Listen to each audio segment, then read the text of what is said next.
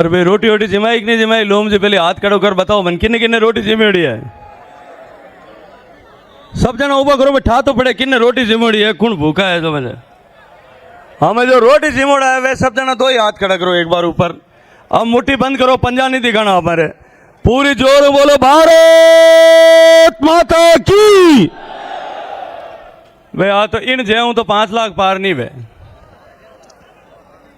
हाथ ऊंचा करो पाचे मुट्ठी बंद करो दांत भींचो एक बार जोर हो भगवान ने राम जी ने याद करो और अब बोलो भारत माता की जय जय श्री राम जय जय श्री राम वंदे वंदे मातरम मातरम मातरम मातरम।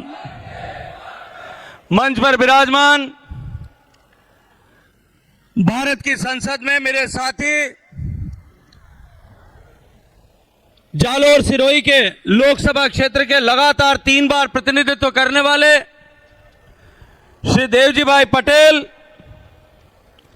मंच पर विराजमान कार्यकर्ताओं के सम्मान का प्रतीक जालोर लोकसभा क्षेत्र जालोर सिरोही लोकसभा क्षेत्र में भारतीय जनता पार्टी के प्रत्याशी के रूप में नामित आदरणीय लोम्बाराम जी, मंच पर उपस्थित राजस्थान सरकार के सम्मानीय मंत्री आदरणीय भोपा जी ओटाराम जी, मुख्य सचेतक जालोर के यशस्वी विधायक आदरणीय जोगेश्वर जी, विधायक आदरणीय समाराम जी, आदरणीय छगन सिंह जी, आदरणीय बाबू सिंह जी, आदरणीय जीवाराम जी, आदरणीय जिला प्रमुख साहब जालोर राजेश राणा जी, प्रमुख साहब सिरोही आदरणीय अर्जुन जी, इस देवतुल्य सभा में उपस्थित जगसी राम जी, नारायण सिंह जी, बा रामलाल जी और हमारे 55 वार्ड बा अमरा राम जी,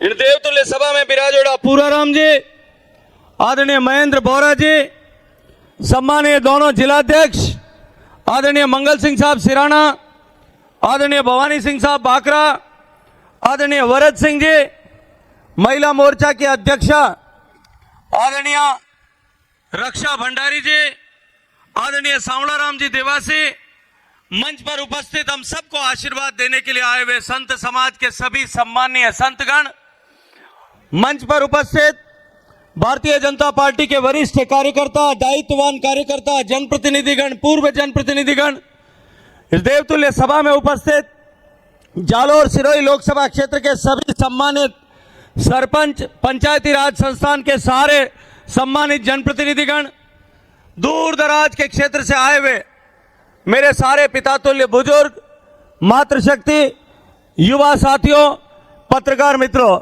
मैं आप सबको इस जालोर की पवित्र धरती को साक्षी मानते हुए, जिस जालोर की धरती ने अलाउद्दीन खिलजी के समय में शाका और जौहर दोनों देखा है, उस पवित्र धरती को अपने सिर पर चंदन की मात्र रखते हुए आप सबको प्रणाम करता हूं, आप सबका अभिनंदन करता हूं।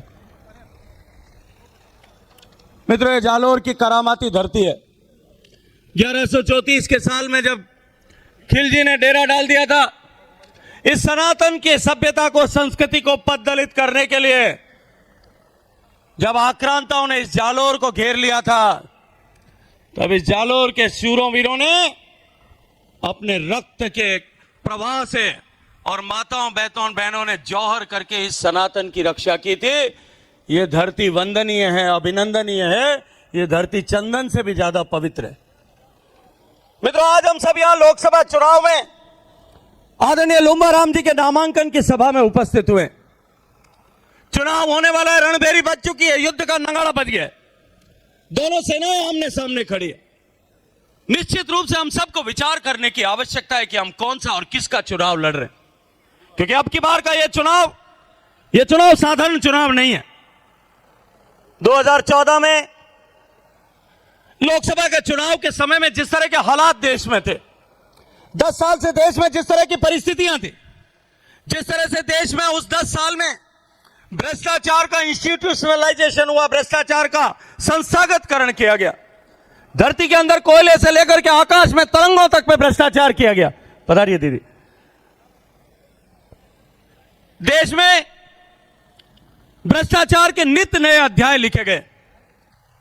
देश में जिस तरह के हालात उस समय बने थे, एक तरफ भ्रष्टाचार के कारण देश आर्थिक रूप से खोखला हो रहा था, दूसरी तरफ हमारी सीमाएं असुरक्षित थी। मुझे याद आता है, मैं उस समय सीमावर्ती क्षेत्र पर काम करता था देश के। मैंने देखा था कि किस तरह से भारत के सैनिकों के सिर काट करके पाकिस्तान ले जाते थे। हमारी सैनिक चौकियों पर पाकिस्तान के लोग वहां से बंदूकों और वहां से तोपों से हमला करते थे। हमारे सैनिकों के, हमारे बॉर्डर सिक्योरिटी फोर्स के सिपाहियों को मार करके डंडों पर बांध करके जानवरों की तरह बांग्लादेश की सीमा में ले जाया जाता था। लेकिन हम कमजोर देश की भांति केवल जाकर के संयुक्त राष्ट्र संघ में अपनी शिकायत दर्ज कराते थे। भारत सामरिक रूप से बिल्कुल कमजोर हो गया था, आर्थिक रूप से खोखला हो गया था। देश में नित्य प्रतिदिन आतंकवादी घटनाएं होती थी। ये स्वामी बैठे हैं, स्वामीनारायण संप्रदाय से आए हुए। इस देश के धार्मिक आस्था के केंद्रों पर हमला हुआ, अक्षर मंदिर पर हमला हुआ, जम्मू के रघुनाथ मंदिर पर हमला हुआ, जयपुर में बालाजी के मंदिर पर हमला हुआ। एक लंबी श्रृंखला हमारे बहुसंख्यक समाज के आस्था के केंद्रों पर चोट करके हमको मानसिक रूप से कमजोर करने के षड्यंत्र के तहत आतंकवादियों को पनाह देने वाले लोगों के कारण से हुई। हमारे आर्थिक गतिविधियों के केंद्रों पर हमला हो रहा था। मुंबई पर हमला हुआ, हैदराबाद पर हमला हुआ, बेंगलोर में आतंकवादी धमाके हुए, पुणे में धमाके हुए, चेन्नई में धमाके हुए। यह देश धमाकों और आतंकवादियों की घटनाओं की गूंज से बाहर नहीं निकल पा रहा था। जिस तरह के हालात देश में बने थे, देश चारों तरफ से बिखराव के दौर पर था और सामान्य लोग ये मानने लगे थे कि ये बाड़ी जो है, जिनको चुन करके हम बेचते हैं, वो अब खेत को खाने लगी है।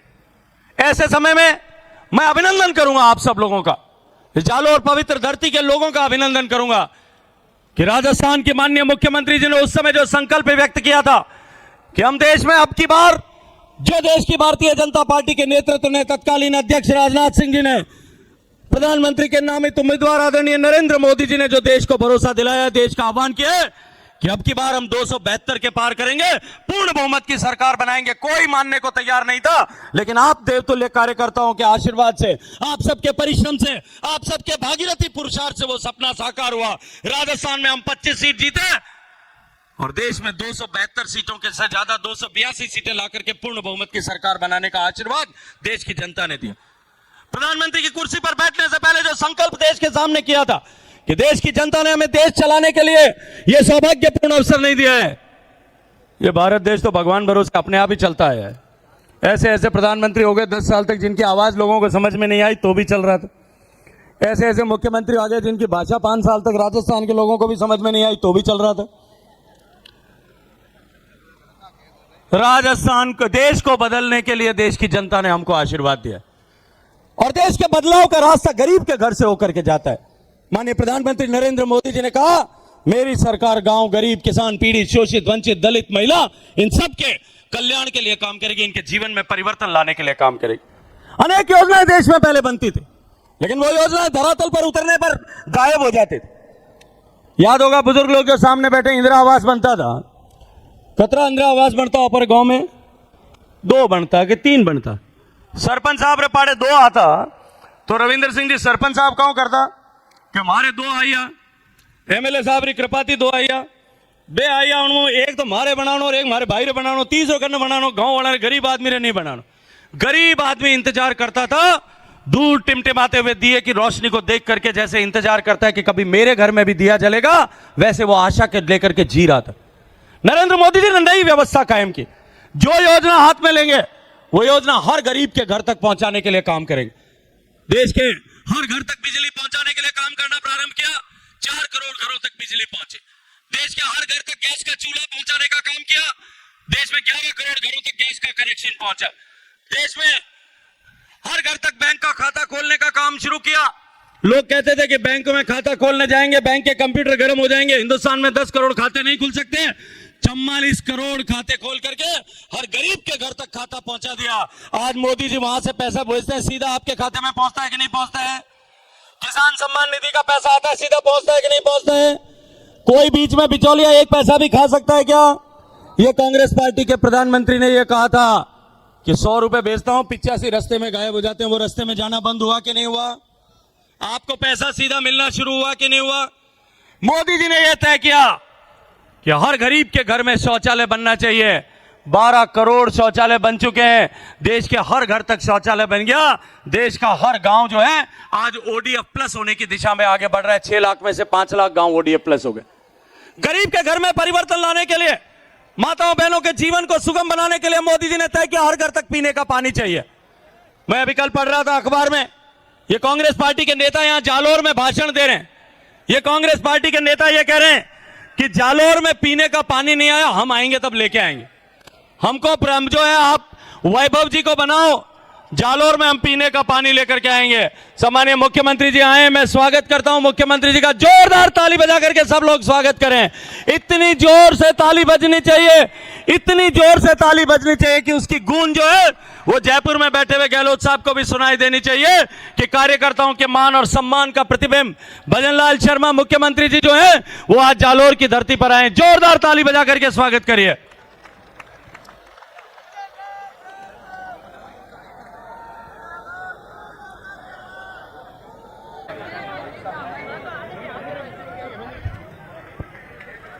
मुहावरे हमें पीवन पानी की बात करते हैं। कांग्रेस रा नेता कहे कि पीवन पानी नहीं आवियो। पीने का पानी लाने की जिम्मेदारी किसकी है? हमारे संविधान की व्यवस्था के अनुरूप जो है वो पानी राज्य सरकारों का विषय है। सम्मानीय मोदी जी ने लाल किले के प्राचीर से घोषणा की थी 15 अगस्त 2019 को कि आजादी से लेकर के 72 साल में देश की सरकारों ने प्रयास किया, राज्यों की सरकारों ने प्रयास किया, स्थानीय सरकारों ने प्रयास किया।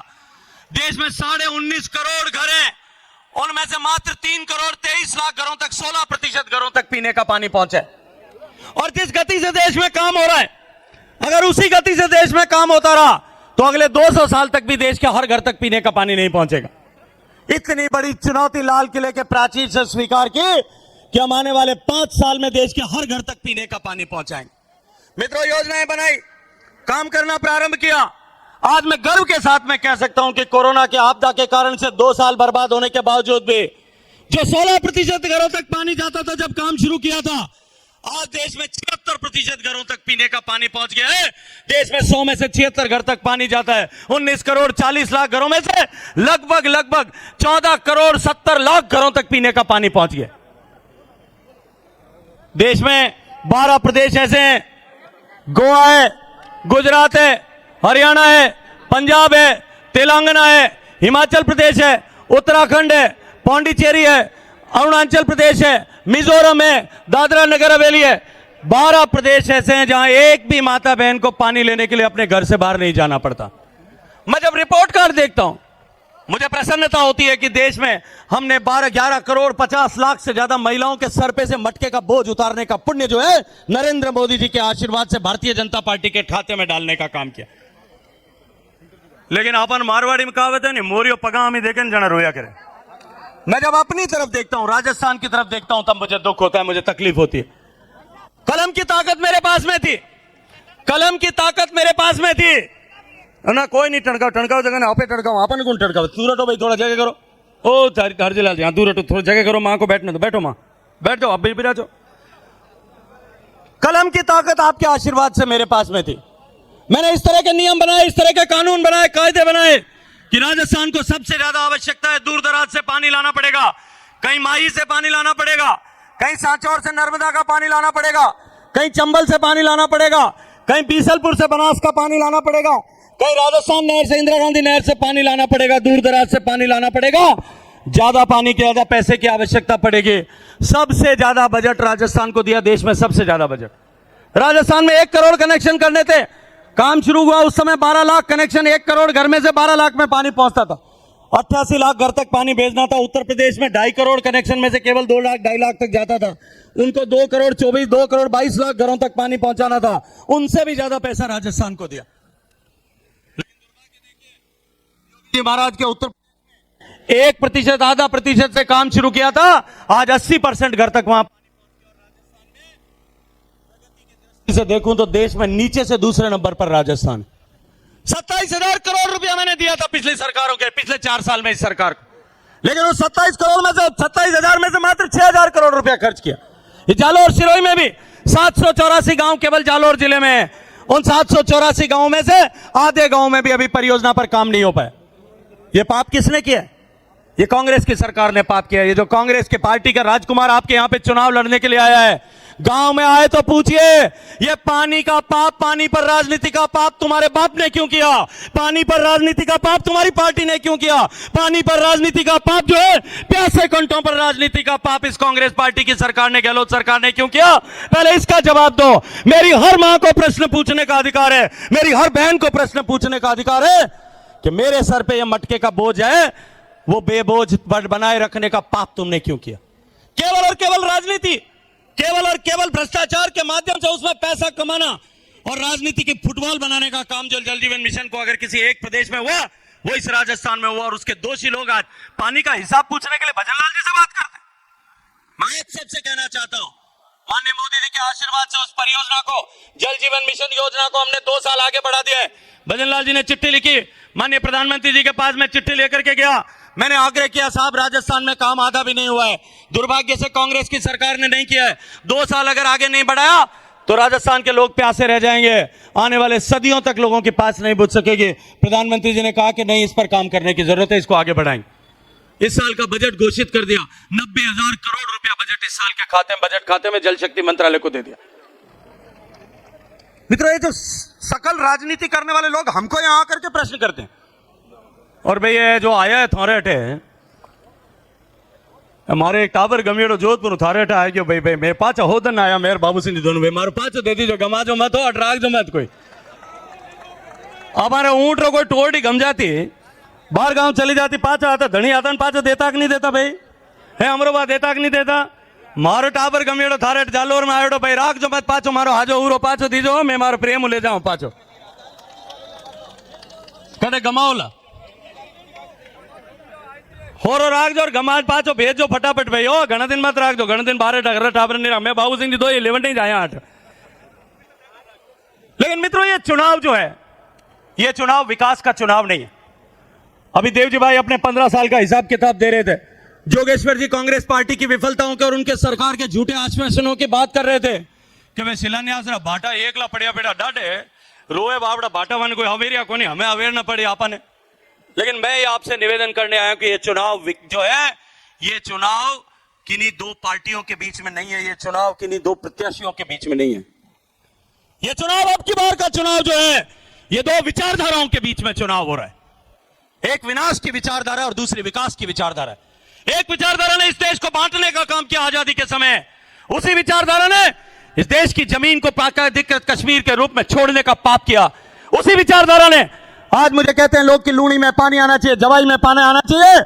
देश की आजादी के 15 साल बाद में भारत के हिस्से का पानी, हिमालय से जो 6 नदियां निकलती है, उसमें से रावी, व्यास, सतलज को छोड़ करके झेलम, चेनाब और सिंधु, 3 बड़ी नदियों का पानी, जो कुल पानी का 80%, 82% पानी था, वो उस 18% के भूभाग पाकिस्तान को देने का पाप करने वाली विचारधारा है। एक तरफ वो विचारधारा है जिसने 65 और 71 दोनों में हमारी सेनाओं ने जो जमीनें जीती,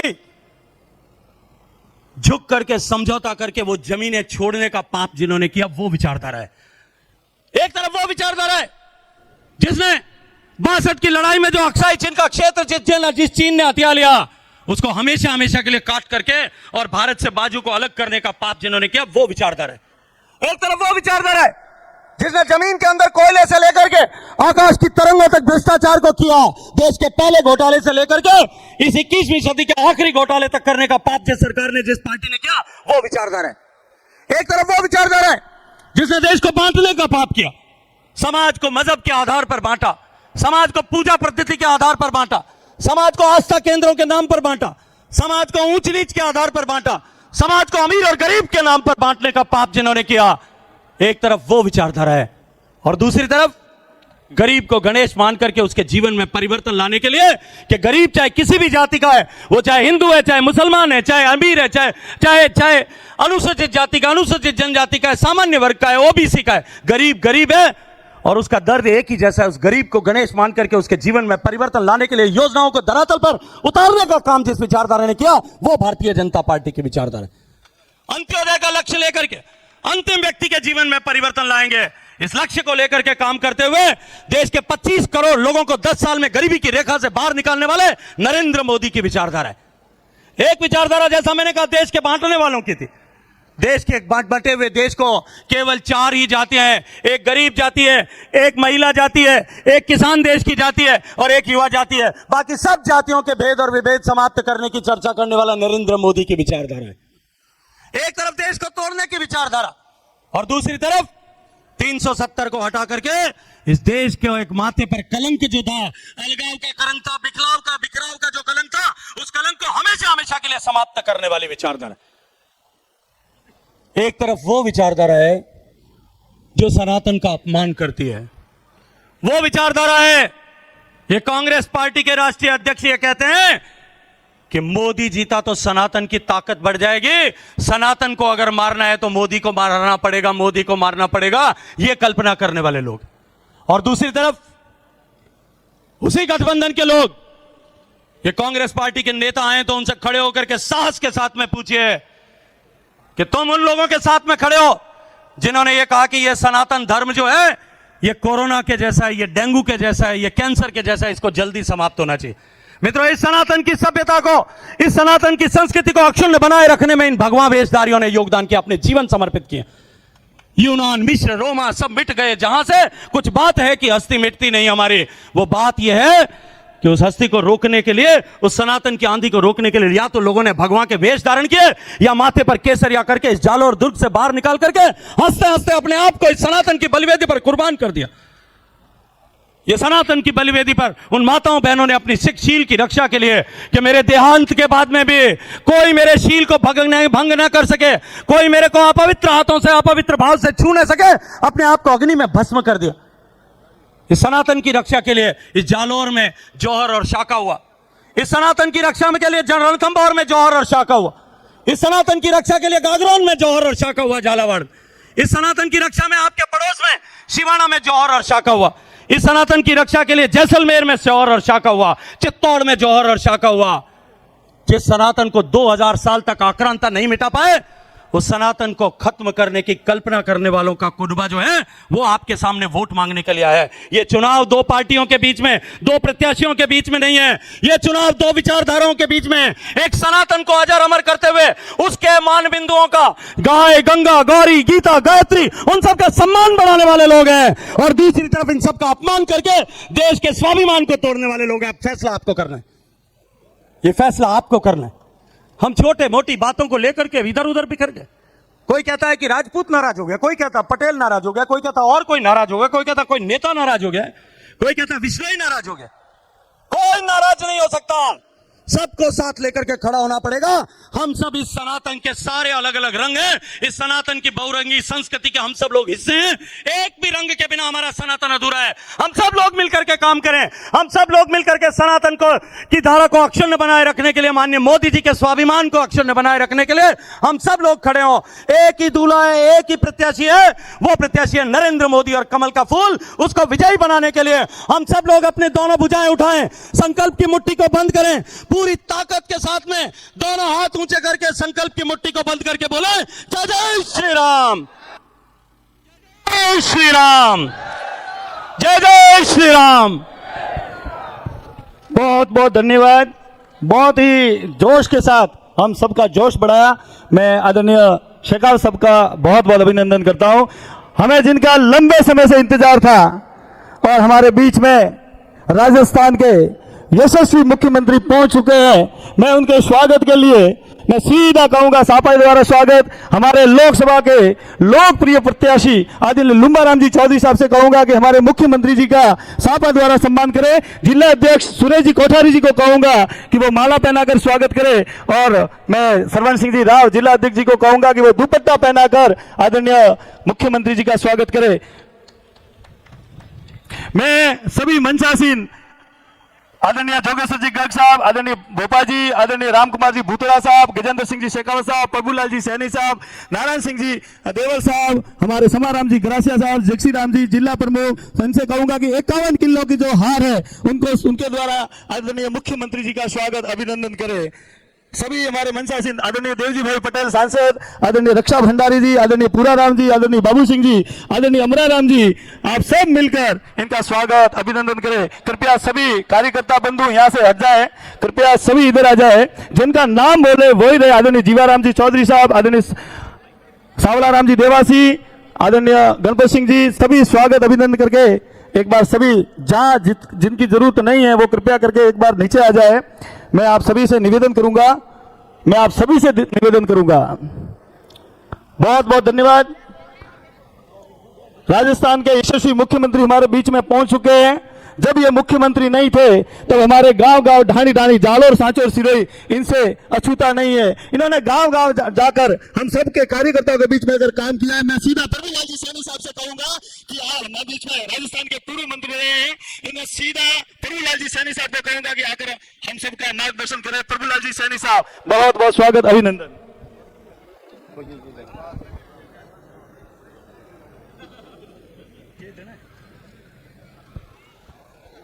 भारत माता की।